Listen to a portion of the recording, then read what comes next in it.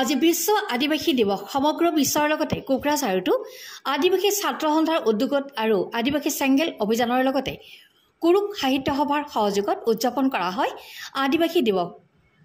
কোকৰাঝাৰ জিলাৰ গৌৰাংগৰ স্নানঘাটৰ পৰা আদিবাসী দিৱস উপলক্ষে এক সাংস্কৃতিক শোভাযাত্ৰাও উলিওৱা হয়। উক্ত দিৱসত অংশগ্ৰহণ কৰি আদিবাসী ছাত্ৰ সন্থাৰ কেন্দ্ৰীয় মুখ্য উপদেষ্টা ষ্টিফেন লাকৰাই অতি শীঘ্ৰে আদিবাসীসকলক জনজাতিৰ মৰ্যাদা প্ৰদান কৰিবলৈ দাবী জনায়। তেওঁ আগন্তুক বিধানসভা নিৰ্বাচনৰ পূৰ্বে অসমৰ আদিবাসীসকলক জনজাতিকৰণ নকৰিলে বিজেপি চৰকাৰক উচিত প্ৰত্যুত্তৰ দিয়া হ'ব বুলিও দোহাৰে।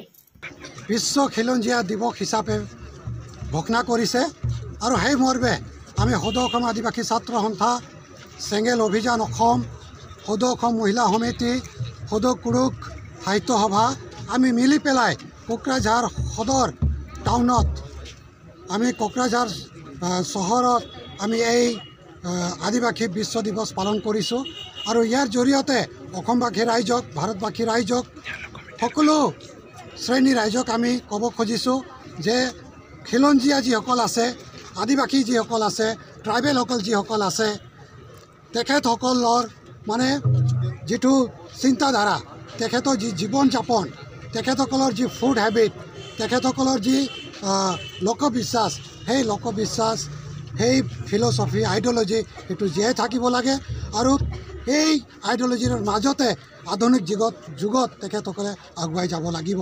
এতিয়া ক'ব খুজিছোঁ যে আদিবাসীসকলে, খিলঞ্জীয়াসকলে, ট্ৰাইবেলসকলে বা যিসকলে নৃগোষ্ঠী মানুহ আছে তেখেতসকলে প্ৰকৃতিৰ লগত জড়িত আৰু আজি প্ৰকৃতি ধ্বংস হৈ আছে। গতিকে আদিবাসীসকলে প্ৰকৃতিক কেনেকৈ বচাব লাগে, জল পানীক কেনেকৈ বচাব লাগে, মাটিক কেনেকৈ বচাব লাগে সেই কথা তেখেতসকলে জানে আৰু পৰম্পৰাগতভাৱে তেখেতসকলে বন অঞ্চলত থাকে আৰু তাৰ বাবে আমি বন অঞ্চলৰ কথাটো কওঁ, জলৰ অৰ্থাৎ পানীৰ কথাটো কওঁ, জংঘলৰ কথাটো কওঁ আৰু মানুহে যাতে প্ৰকৃতিৰ লগত একেলগে বসবাস, জীৱ জন্তুৰ লগত যাতে বসবাস কৰিব পাৰে তাৰ বাবে আমি এই মেছেজটো দিব খুজিছোঁ বা সেইটোৱে আদিবাসীসকলৰ আইডিঅলজি।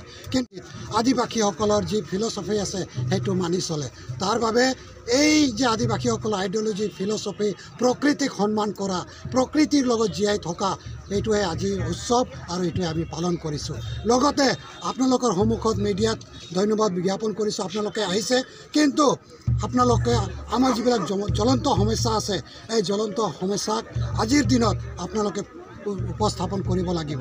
আৰু এইটো হৈছে যে আদিবাসীসকলৰ জনজাতিকৰণ কৰা অসমত, গোটেই ভাৰতত আদিবাসীসকল, চান্তালসকলে, উৰাওসকলে, মুণ্ডাসকলে, খাৰিয়াসকলে, চাওৰাসকলে, গঁড়সকলে বা অন্যান্য যিবিলাক আদিবাসী আছে তেখেতসকলে জনজাতি হয়, ST হয়।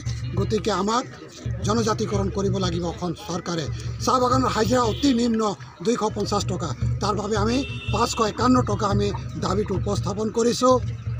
লগতে চাহ বাগানত মাটিৰ অধিকাৰ নাই, বন অঞ্চলত মাটিৰ অধিকাৰ নাই, আদিবাসীসকলক অসমত মাটিৰ অধিকাৰ দিব লাগিব। আমাৰ ক'ত আদিবাসীসকলৰ নিবনুৱা সমস্যা আছে। গতিকে যিসকল শিক্ষিত আদিবাসী যুৱ যুৱতী আছে তেখেতসকলৰ নিয়োগৰ ব্যৱস্থা কৰিব লাগিব অসম চৰকাৰে।